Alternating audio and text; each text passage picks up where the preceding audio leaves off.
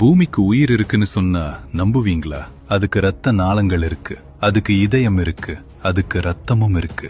அந்த ரத்தத்துக்கு நாம வச்ச பேரு பெட்ரோலியம். கடந்த 150 வருஷமா இந்த பூமியோட ஆழத்திலிருந்து அந்த ரத்தத்தை உறிஞ்சி எடுத்து நாம ஒரு பிரம்மாண்டமான கோட்டையை கட்டி வச்சிருக்கோம். அதுதான் நவீன நாகரிகம். உங்க பைக், உங்க போன், நீங்க போடுற சட்டை, ஏன் நீங்க இன்னைக்கு காலையில சாப்பிட்ட சாப்பாடு வரைக்கும் எல்லாமே அந்த கருப்பு ரத்தத்தால உருவானதுதான். ஆனா ஒரு நாள் அந்த இதயம் நின்னு போனா, பூமியோட கடைசி சொட்டு ஆயிலும் தீர்ந்து போனா, அது வெறும் ஃபியூல் ஷார்டேஜ் கிடையாது, அது மனித இனத்தோட ரீபூட் பட்டன். அடுத்த சில நிமிஷத்துல நீங்க பார்க்க போறது கற்பனை இல்ல, அறிவியல் பூர்வமான ஒரு முன் அறிவிப்பு.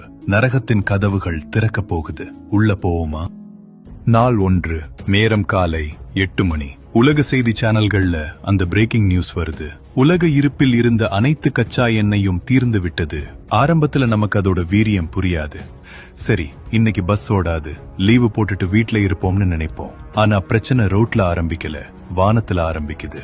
அந்த நிமிஷம் வானத்துல சுமார் 10,000 விமானங்கள் பறந்துட்டு இருக்கும். எரிபொருள் தீர்ந்த அடுத்த நொடி அவங்க அத்தனை பேரும் அவசரமா தரையிறங்கணும். விமான நிலையங்கள் நிரம்பி வழியும். ரன்வேயில் இடமில்லாம பல விமானங்கள் வயல்வெளிகள்லயும் சாலைகள்லயும் விழும். கடல்ல பல்லாயிரக்கணக்கான கப்பல்கள் நடுக்கடல்ல நங்கூரம் போடும். அதுலதான் உலகத்துக்கான உணவு, மருந்து, எலக்ட்ரானிக்ஸ் எல்லாமே இருக்கு.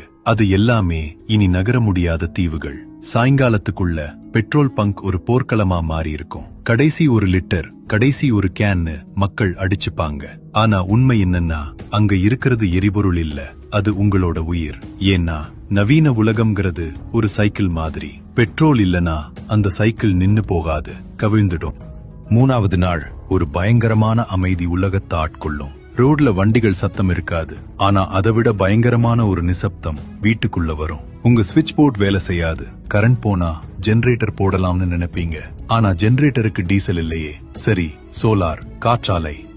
நண்பா, நம்ம பவர் கிரிட் ஒரு மாபெரும் நெட்வொர்க். அதை மெயின்டைன் பண்ண, பழுது பார்க்க, ஈவினிங் டைம்ல கரண்ட் கொடுக்க, எல்லாத்துக்கும் எரிபொருள் தேவை. கரண்ட் போன அடுத்த சில மணி நேரத்துல இன்டர்நெட் போகும். செல்போன் டவர்ல இருக்கிற பேக்கப் பேட்டரி தீர்ந்ததும் உங்க போன் வெறும் கண்ணாடி துண்டா மாறிடும். கூகுள் மேப்ஸ் இருக்காது, வாட்ஸ்அப் இருக்காது, முக்கியமா வங்கி சேவைகள் மொத்தமா முடங்கிடும். உங்க அக்கவுண்ட்ல 10 கோடி ரூபாய் இருந்தாலும் அதை எடுக்க முடியாது. ஏடிஎம்ல கரண்ட் இல்ல, ஆன்லைன்ல சர்வர் இல்ல.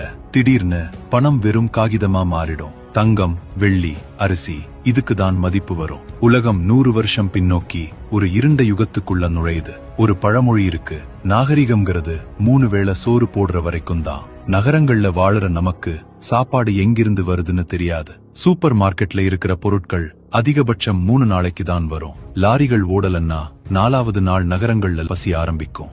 7வது நாள் பசி வெறியா மாறும். நான் கிராமத்துல இருக்கேன், விவசாயம் பண்ணுவேன்னு சொல்றீங்களா? அங்கதான் ஒரு பெரிய ட்விஸ்ட் இருக்கு. இன்னைக்கு நாம சாப்பிடுற சாப்பாடு இயற்கையானதில்ல, அது பெட்ரோலியத்தின் வடிவம். எப்படி?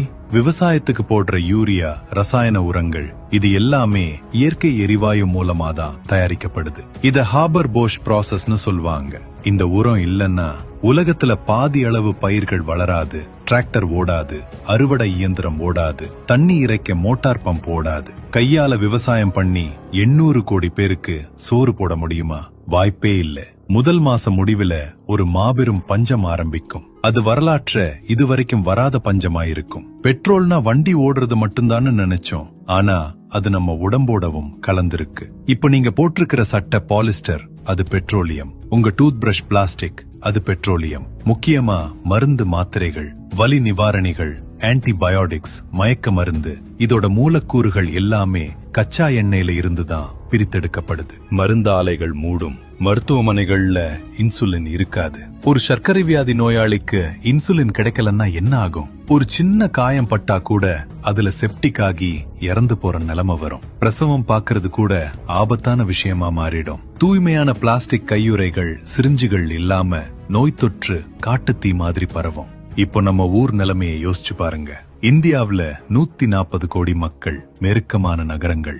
சென்னையில தண்ணி லாரி வரலன்னா என்ன ஆகும்னு நமக்கு தெரியும். குடிக்க தண்ணி இருக்காது, கரண்ட் இல்லாததால மோட்டார் போட முடியாது, கழிவு நீர் அகற்ற லாரிகள் வராது, காலரா, டைபாய்டு மாதிரியான நோய்கள் பரவும். வேலைவாய்ப்பு, ஐடி கம்பெனி, ஆட்டோமொபைல், டெக்ஸ்டைல் எல்லாம் 0. பணம் செல்லாததால பண்டமாற்று முறை வரும். 1 கிலோ அரிசி வச்சிருக்கிறவன் தான் பெரிய பணக்காரன்.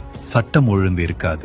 ஏன்னா போலீஸ் ஜீப்ல பெட்ரோல் இல்ல. அவங்க குடும்பத்தை அவங்களே காப்பாத்த வேண்டிய கட்டாயத்துல இருப்பாங்க. இது ஒரு சர்வைவல் கேம். வலிமை உள்ளவன் பிழைப்பான்.